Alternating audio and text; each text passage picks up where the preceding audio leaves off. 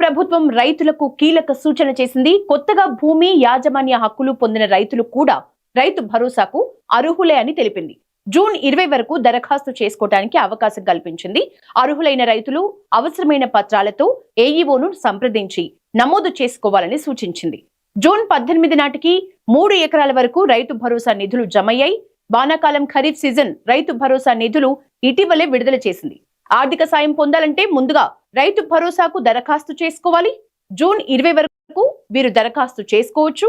Apply చేసుకున్న వారికి మాత్రమే రైతు భరోసా సాయం అందుతుందని అధికారులు తెలిపారు. దరఖాస్తు చేసుకోవాలని భావించిన వారు సంబంధిత ఏఈఓ దగ్గరికి వెళ్లి అవసరమైన డాక్యుమెంట్స్ సమర్పించాలి. రైతులు తమ పట్టాదారు passbook, Aadhaar card xerox, bank passbook documents ని ఇవ్వాలి. ఈ వివరాలతో సంబంధిత రైతు తమ పేరును వెబ్సైట్ లో నమోదు చేసుకోవాలి.